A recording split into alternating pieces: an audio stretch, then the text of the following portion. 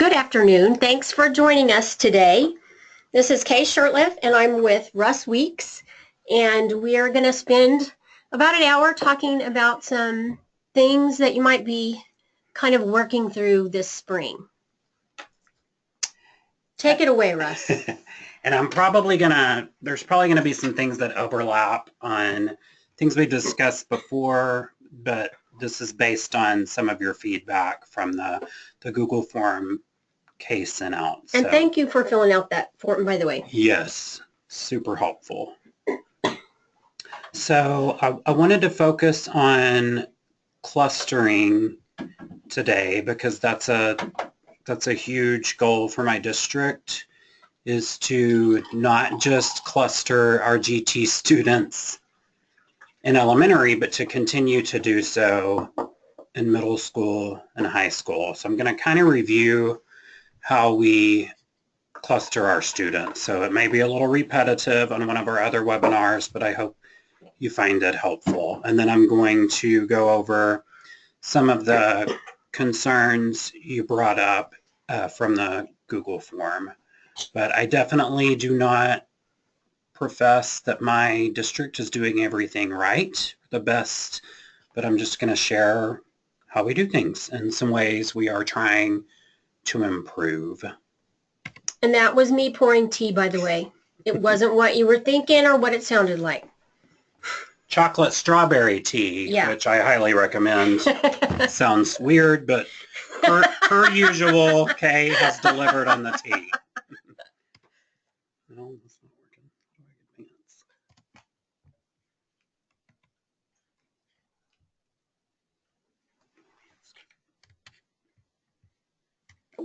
How do I advance? Okay, so I'll start just by reviewing how we cluster our students at the elementary level. We do cluster them, as the Texas State Plan says, in the general education classroom, we cluster them. If there are more than 6 GT students in the classroom, they can be split, but we prefer that, a larger number of students are clustered together in a classroom with a trained teacher who has his or her 30 hours.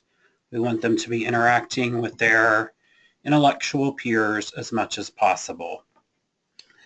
Right now, we have our Quest program, which is our pull-out program, where our 3rd through 6th graders are bused to Rugal Elementary 1 day a week. And the back of that school, that entire hallway is Quest. I want to clarify, though, that there's like 6 schools represented each day of the week. So we have 6 full-time Quest teachers, and they serve different students every day from different schools, our 3rd through 6th grade identified students. We are about to segue into transitioning because we're building a new middle school campus and adding on to all of our middle schools. Wow. And in 2018, 2019, all of our 6th grade units will be moving to middle school. So are some of them at middle school now? And yes, it's very strange. We have 3 middle schools that are 6th through 8th, and the rest are just 7th and 8th. So when our new superintendent came last year, Dr. Vroonland, he was like, what in the world? Why? So we're glad that we're going to be streamlined, and every middle school campus will be 6th through 8th. Every elementary campus will be K through 5th. So we've got a lot of, rezoning coming and lots of things happening. So when that happens in 2018, 2019, we will no longer have 6th grade at Quest. And one of our superintendent's goals and missions for our district is to really beef up our advanced academics at lower levels. So we're going to add 2nd grade to Quest.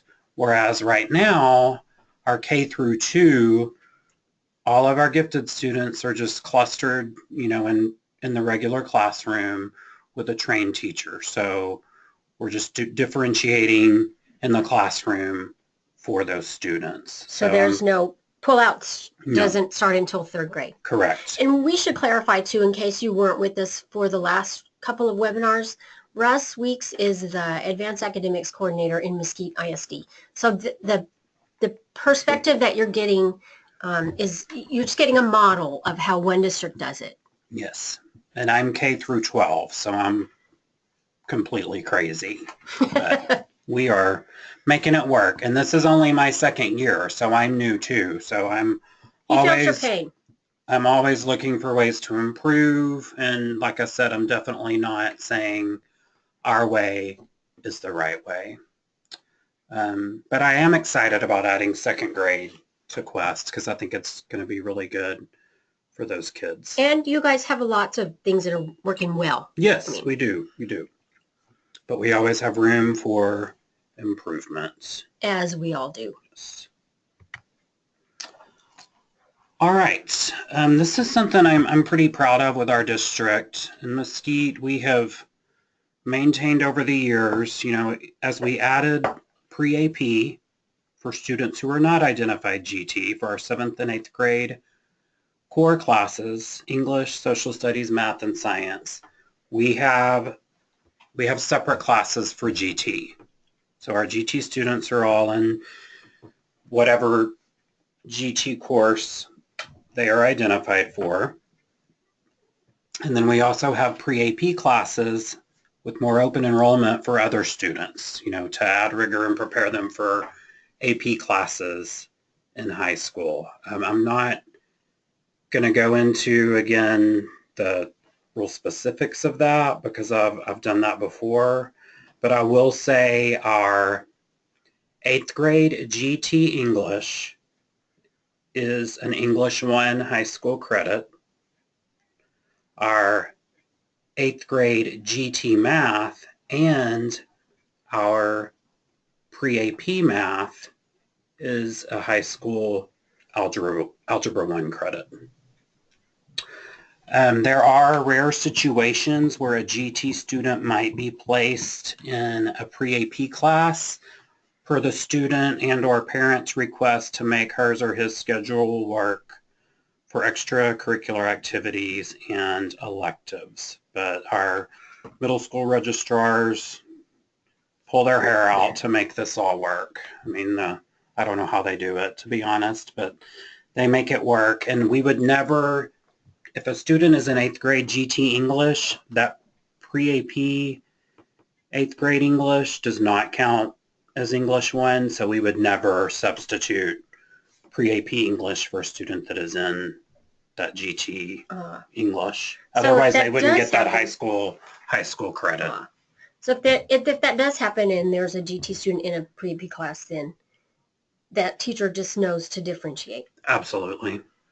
And let's say, we've had it where it didn't work for 1 year, and we make sure the next year they're back in that GT class. So that has to be kind of a challenge to just keep track of the growth of all of those students. Yes.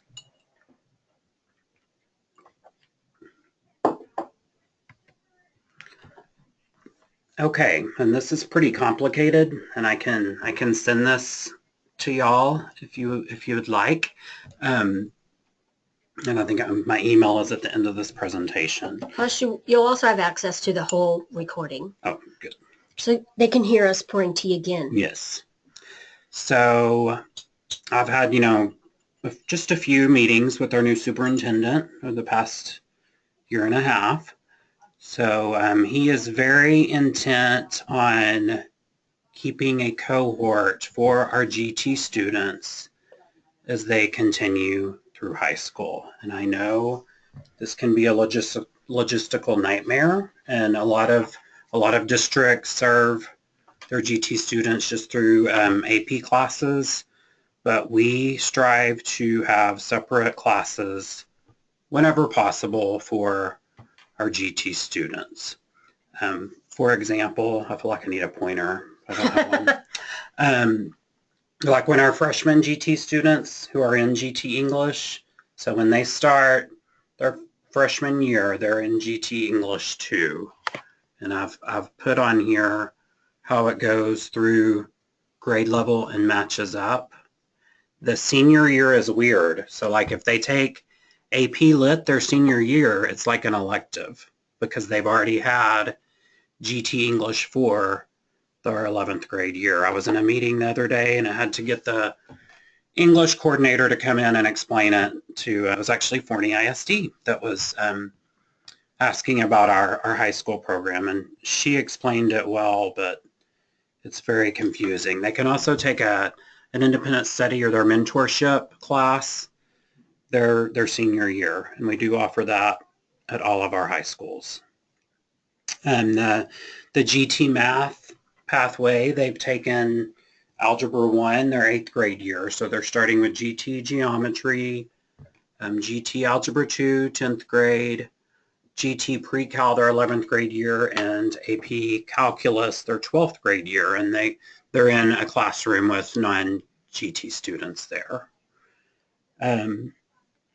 As far as science, you know, it's a little more flexible with science, so if you can look there and see which grade levels correspond and how that all works. Our AP Biology and AP Chemistry, AP Physics 1 and 2, those are going to be mixed with GT and non-GT students. So they're getting both. You know, they need that peer interaction as much as possible, but they also need to know how to coexist with students that are intellectually different than them. But we really want to strive to continue to cluster them together, not just to stay in compliance with the state plan, but because we're passionate about them achieving their highest potential, and we believe that is a good way to do it.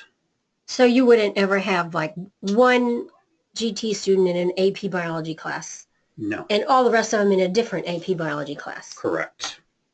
We didn't mention this, but we should. It doesn't look like anybody's sent in questions yet, but you are more than welcome to do that. There's a little box on the right side of your screen where you can just type in questions, and we are happy to answer those. Yes. If we don't have any questions, it will be probably be very short. So I would love to hear your questions, and if I don't know the answer, I will find out for you, and I can, like I said, my email will be at the end of the presentation if you don't already have it. And maybe somebody else who's on the webinar will know the answer. Yes. Somebody already dropped. We lost one. This is something we offer to our highly gifted students. We look at their PSAT scores in 10th grade, and I work closely with Karen Dillard at Karen Dillard College Prep in Plano, and she actually selects the students for this program, and we invite them to participate in a very intensive PSAT college prep program, and they have to get themselves to Plano. It starts in the summer and it goes all the way up through October for the PSAT that they take in the 11th grade, and we have seen huge gains, increases in their PSAT scores. That is of course, the biggest excitement because it helps them with scholarships. But a really great thing I've seen is just them getting to interact with their intellectual peers from across our region. A lot of our students in Mesquite never leave Mesquite, so it's neat for them to get out of Mesquite, interact with other students, and just see that there's other parts of the world. There's other way to. Yeah. So how many districts would you say participate in that? Oh man, I know it's like Hearst, Euless, Bedford, Highland Park, Frisco, Sunnyvale, Dallas. But and there's also, it's not just Plano. I think they have centers in Frisco and Colleyville. Oh. So it's Plano, Frisco, and Colleyville. And that website there, you can get there. And if you're way far away, you can just consider looking at some other services that might be available to your students. This is just a way, we want all of our students to grow and learn, and this is a way to really push some of your highly advanced learners to the next level through a program like this. So there might be some other PSAT prep kind of Absolutely resources out there that are closer. Yes. And if anybody knows of them, please share. Yes. Yeah, because this would only be in Plano, Frisco, and I believe Colleyville. So if you're not, of course, we're in Mesquite, and it's about a 30-minute drive for our students. They carpool, work together, or parents take turns taking kids over, and they can spend a Saturday taking advantage of all they have to offer through practice PSATs, vocabulary workshops, and actual sitting in lessons with a highly qualified instructor. So I guess this has turned into a KD College Prep commercial, but I didn't mean to. But they do a lot of cool things with us to work with us. Like we will have our students pay $200 for this. So there's some accountability, and if they complete what Karen Dillard suggests, this minimum amount of sessions and workshops and practice tests, Mesquite gives all their money back. So that's a nice perk. It really holds the students accountable to complete the program. So if somebody is from a district that's far away, they can still come. It's not limited to the area, right? Mm-hmm. So if you're in, Waco, you could still come. A question. I think we do have a question. We have a question. The parents, yes. Okay. We've got several questions. Pardon us while we have technical difficulties. I can't get it. Okay. Does your district not offer dual credit? We absolutely offer dual credit for all of our students, and that's definitely something we are open to for our GT students. Absolutely. Some students may, they might be really strong in English language arts, so they might do more AP in that area, and they might do dual credit in another area because it's more of a sure thing. So that's nice to have that. Yes, option. We have those choices for students. And I'm going to guess that if a student who's not been identified GT wants to take dual credit, it's open to. Oh, absolutely. Anyone who wants to take yes, we have huge dual credit program in Mesquite. And I think the next question, I think you answered at least part of. Mm-hmm. Is this a fee-based service? That's Karen Dillard College Prep. Yes, it is fee-based. Like I said, they pay we invite them. We have a nice dinner, information dinner for the students and parents, and our superintendent comes and talks. And Karen Dillard comes and gives the whole spiel of what it entails. And then if they register for the program, they pay $200. But if they complete the program, this minimum, what we want for them to do, then they get a full refund of the $200. And that's, the district pays for that? Yes, we're paying for that as the district. Was that the only two questions? Yes, so far. Sorry, okay. Somebody had asked about organizing testing for GT screenings, and I had mentioned COGAT, I think, in the last webinar. We're very fortunate in Mesquite. As of right now, we give COGAT every year to 1st through 6th grade, but I don't think that is going to continue. They're going to try to go to like every other year because of the expense. which is scary for a district like Mesquite because we have a pretty transient student population. And we also use COGAT not just for GT, but for dyslexia identification, and our problem-solving teams use COGAT scores as well. But as of right now, we give COGAT to all 1st through 6th graders. We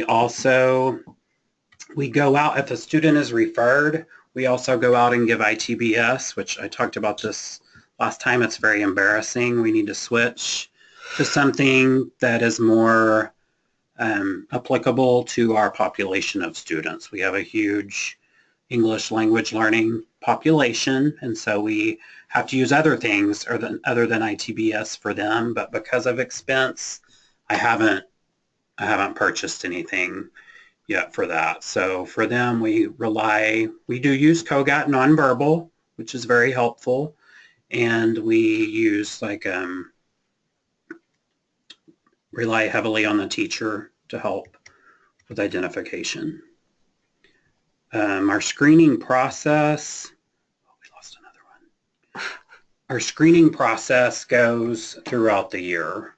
We start with kinder in September, and then we start with all of our other elementary in December, and we go on from there.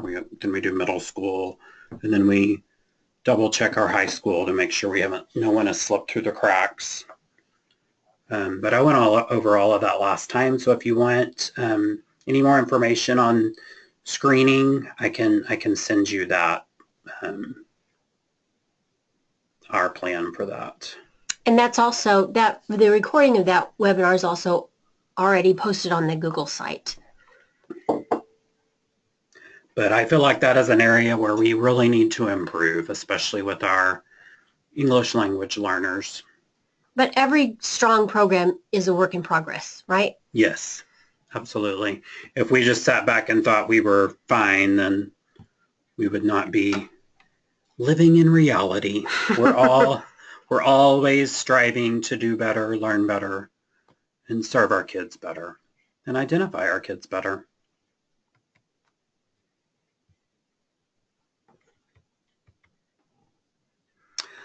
Someone also asked how we use student portfolios for GT admission.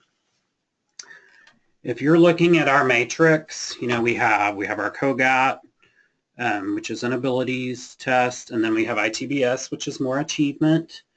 We look at teacher and parent surveys as part of that.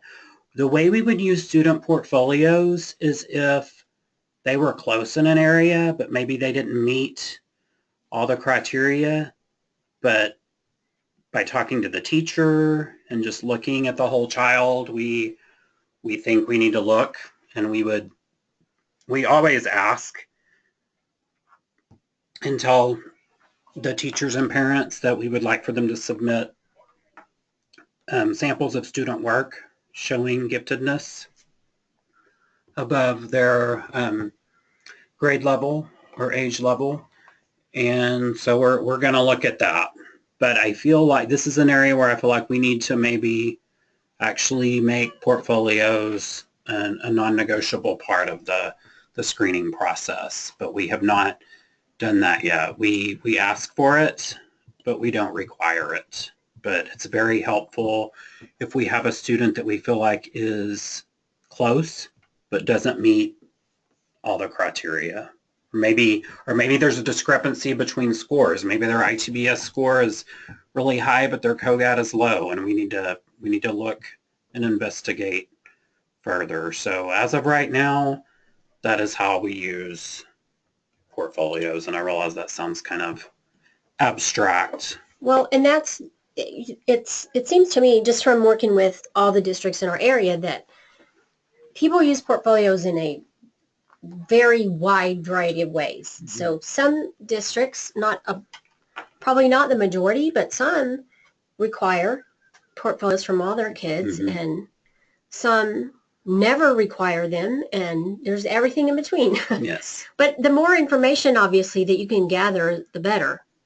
Yes, and I think I mentioned this last time, but we have around 42,000 students in Mesquite ISD. So, and we have a committee of 3 that makes the final decisions on everything GT. So that might kind of put things in perspective too. So we have a great question. Would you look at work from each subject or just the core subjects? We look at the core subjects. So English, social studies, math, and science.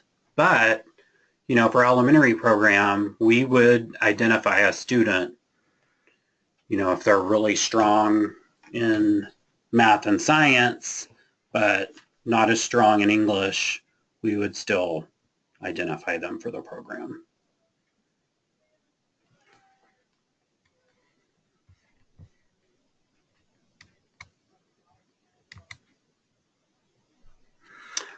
Like I said earlier, this is my second year as coordinator in Mesquite, and I am planning for the first time later this spring doing a survey for parents and teachers. I've done little surveys on things, kind of like the, you know, the survey Kay sent out today. I've done Google Forms for teachers, specific teachers I wanted to know something from.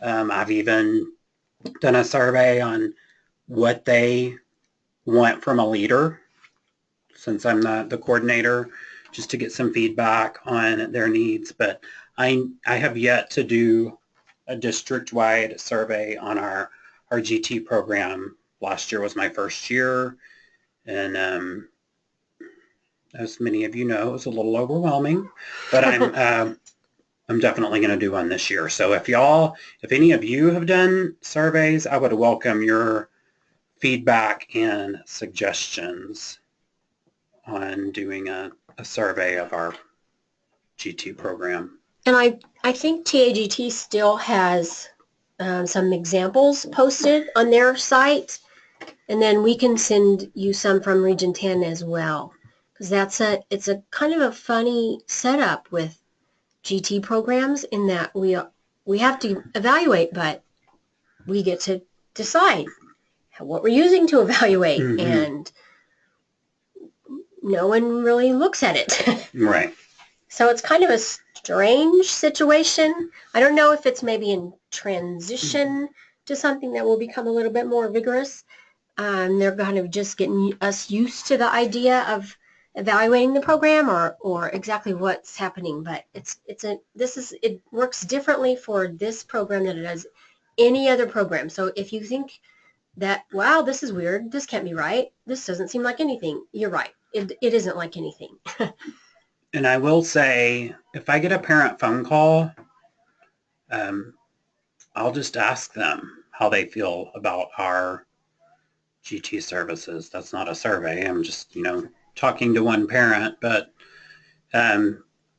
it's good to get positive feedback too and get them to talk about ways your programs have benefited their child. It can be quite a morale booster for you. So I would encourage you, if you're ever talking to parents, you know, just ask them to tell you how the programs your district is offering are benefiting their child, and you'll be surprised at things that are happening that you don't even realize, and the difference you're making in those students' lives. That's a good idea. Mm-hmm. Sometimes they're right there. The source of information is right there, and we don't think about just asking that question. Mm-hmm.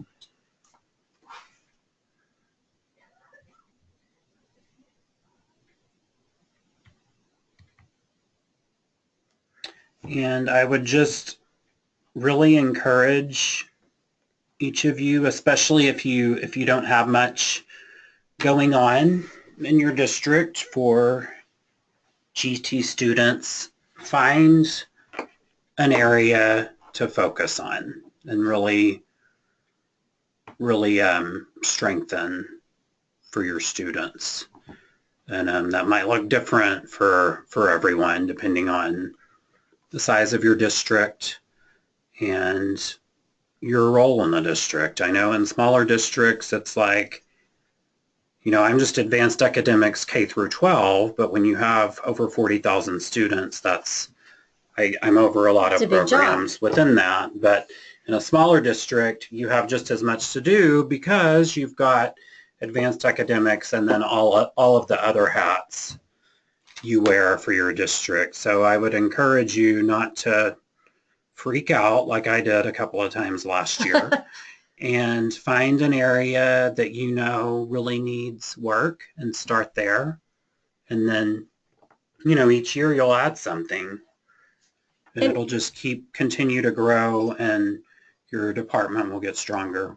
That's great advice. And there are a lot of districts who right now, especially for people who are in the same position as a lot of you guys are, where they do have several different jobs, and they can't devote all their time to any one project, then they're starting with something like looking at the services and making sure that their assessment and their identification process aligns with the services that are provided. And then after that gets kind of worked out and ironed out and whatever changes need to be made are made, then they move on to some other area the next, like clustering, the next, after a couple of years. But I love that. Start small, but don't just stand still. I really love that. And if I could just quote the genius that is Brene Brown, I mean, just the fact that you're doing this, you're here for this webinar shows that you're wanting to grow. And, there's discomfort in growth. And that's just part of being a leader. I've definitely learned. And it's the same with our students who are learning. Learning is uncomfortable. If it were comfortable, we'd just be spinning our wheels in the same place. But we want to move forward and grow.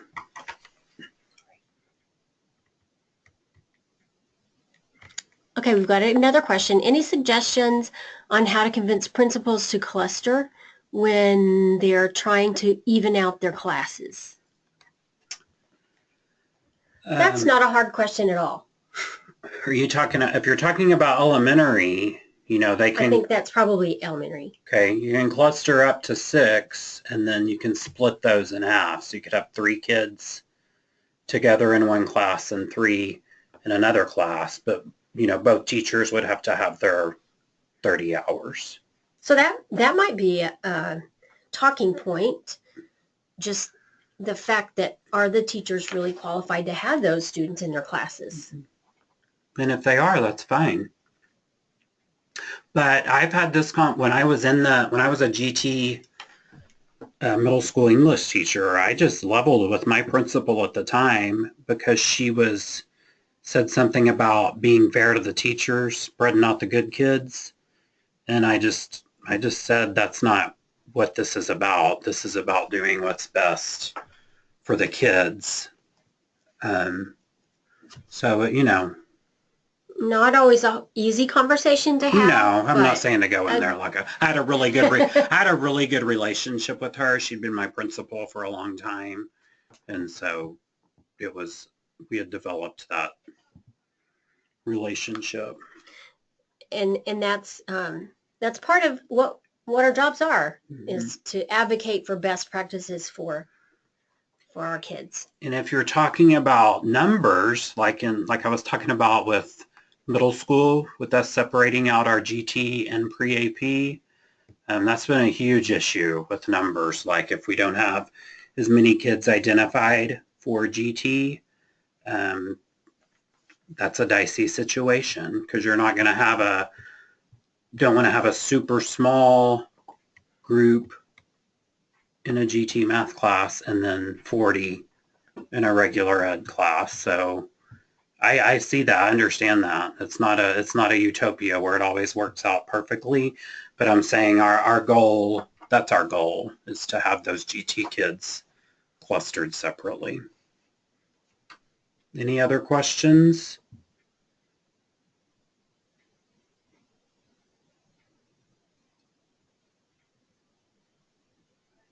Okay, you guys are going to get off easy today then. Or we're getting off easy, Russ. So. I'm not really sure if it's us or them. That's right. All around. But I appreciate your time, and I hope some of this has been helpful. And please email me if you have any questions. Believe me, there are no silly questions. Oh, you're welcome. That's very so kind. Nice. Yes. Well, thank you so much for hanging out with us this afternoon, and this will be available in probably by tomorrow on the Google site. And have a great afternoon. Go out and inside and enjoy it. Oh, it's beautiful. And thank y'all. This has been as helpful to me, if not more, as it has for you. Play ball.